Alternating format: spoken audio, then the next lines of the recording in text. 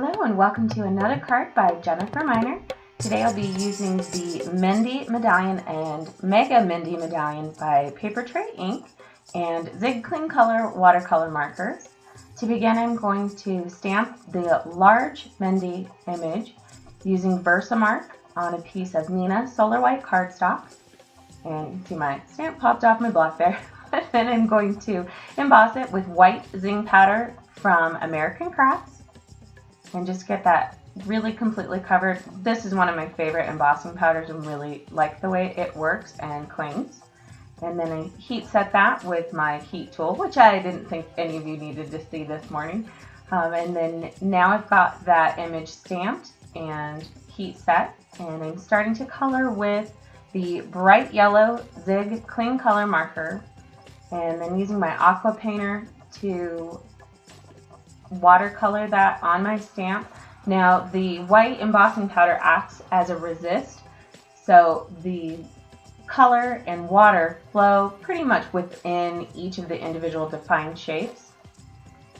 And you can see I'm putting kind of an intensity of the color at the base of each triangle and then using my aqua color to diffuse that.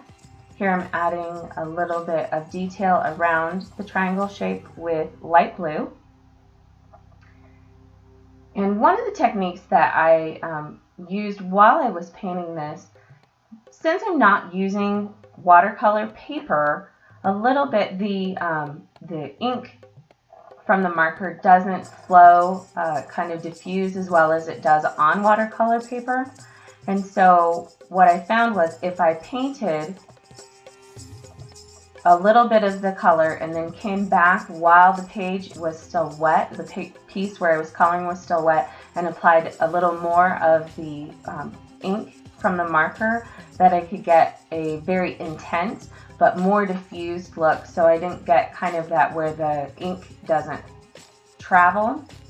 Now you might say, well, then why not just use watercolor paper for it? And I love watercolor paper, but for this particular application, the stamp is really super detailed, and the watercolor paper that I have has a lot of tooth in the texture, and so something like this sometimes does not show up as well. It doesn't stamp as well, and you get kind of some voids where your stamping is. So I really wanted the outer lines of my shape to be more defined. So for this one, I made the decision to use just regular paper. And really what I feel is kind of the major downfall of just using regular watercolor or regular paper versus watercolor is that the paper will warp with the water application.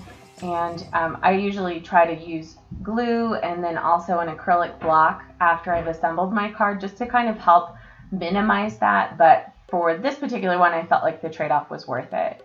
And then you can see here as I'm painting kind of the bright pink portion of the outer portion of the medallion, that you can see where I put the ink first, work that, and then while that's still wet, come back through with more ink to kind of soften and intensify the application of the watercolor.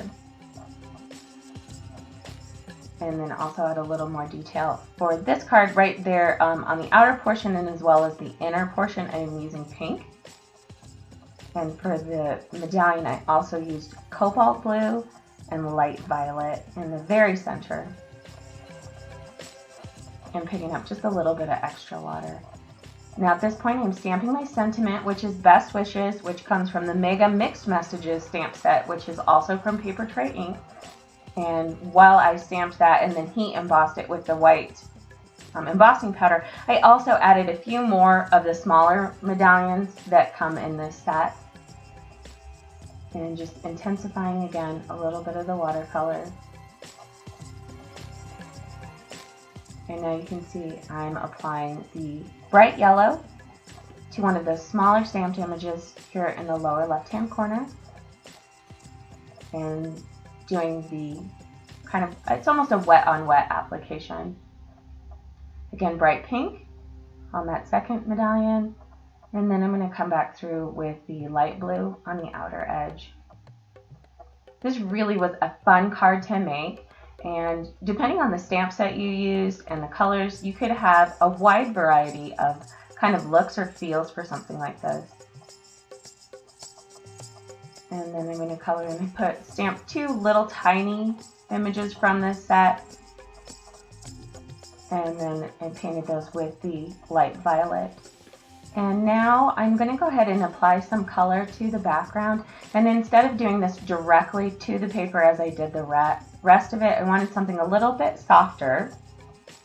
And so I took my Zig Clean Color marker and just kind of painted onto an acrylic block. And then I just picked that up with my aqua painter. And it's a little bit softer. And for a wide area coverage, this I kind of like this.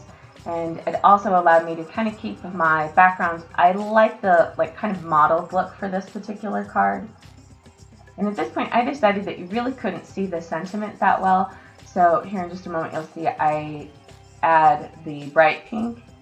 So the white embossing powder pops out a little bit more. And then I also use that to kind of add to the mottled effect on the background.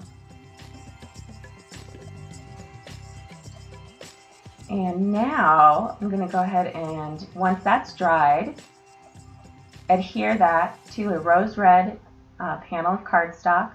And then I used a tiny bit of two-way glue down the edges, again, just to kind of help hold down that warping and give a little bit of extra security. And then at this point, I did place my acrylic block on my page while it dried, or on my card, excuse me.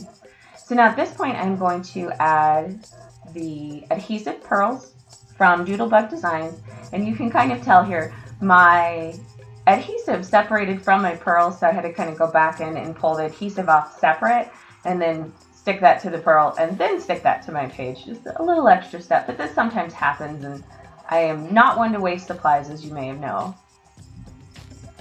And so I added just a handful of pearls. I think I did 4 of the bright colored pearls, and then I adhered my card front to a top fold piece of white cardstock, and that was it. For me, I feel like this is a really different card from what I generally do, but I really loved the look. I was very inspired by Betsy Feldman, who is on the Papertrey Inc. design team. She did a card with new feather stamps with the Zig Clean Color, and I just loved the look. So I want to thank you so much for joining me today, and for more information and additional photos, please visit my website at www.jenniferminer.com. Thanks and have a wonderful day.